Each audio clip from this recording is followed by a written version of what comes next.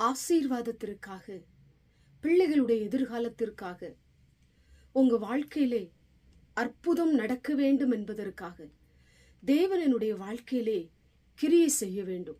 நான் எதிர்பார்த்த ஆசீர்வாதங்கள் அநேகம் இருக்கிறது, அது என் வாழ்க்கையிலே நிறைவேற வேண்டும் என்று நீங்கள் ஜெபித்துக் கொண்டிருக்கிறீர்களா?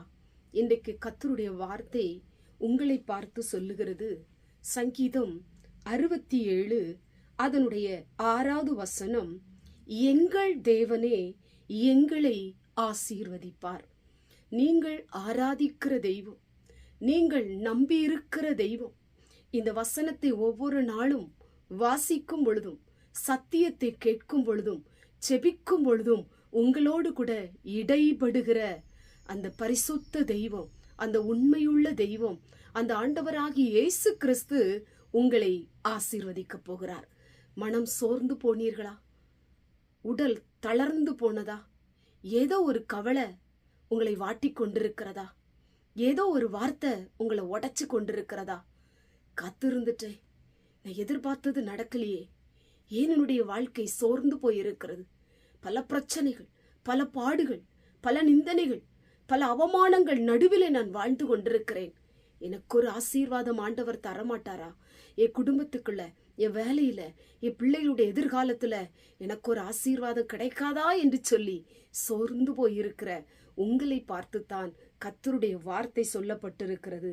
ஆண்டவர் உங்களை ஆசீர்வதிப்பார், உங்களை ஆசீர்வதிக்க போகிறார். உங்களுடைய சூழ்நிலைகளை கர்த்தர் மாற்றப் போகிறார். நீங்கள் நம்பாத சில ஆசீர்வாதங்களை கர்த்தர் உங்களுக்கு தரப்போகிறார். கண்பான தேவ பிள்ளையே, ஆண்டவர் உங்களை கைவிட மாட்டார். உங்களை அழைத்தவர் உண்மை உள்ளவர். உங்க ஜபம் வீணாய் போவதே இல்லை. அனுதினமும் ஜபம் பண்ணுங்க, ஆண்டவருக்கு பிரியமா வாழுங்க, இந்த வேத புஸ்தகத்தை வாசிங்க, ஆண்டவருக்கு சாட்சியா நில்லுங்க. உங்க குடும்பத்துல, உங்க சமுதாயத்துல, நீங்க வசிக்கிற இடத்துல, வேலை செய்கிற இடத்துல கர்த்தர் உங்களை அதிகமாய் ஆசீர்வதிப்பார். நீண்ட நாட்கள் ஜபம் இன்றைக்கு கிரியை செய்ய போகிறது.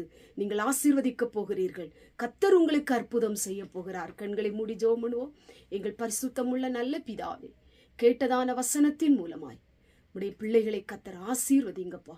ஆசீர்வாதத்திற்காக உடைய பிள்ளைகள் ஜெபித்துக் கொண்டிருக்கலாம், ஏங்கிக் கொண்டிருக்கலாம், அழுது கொண்டிருக்கலாம்.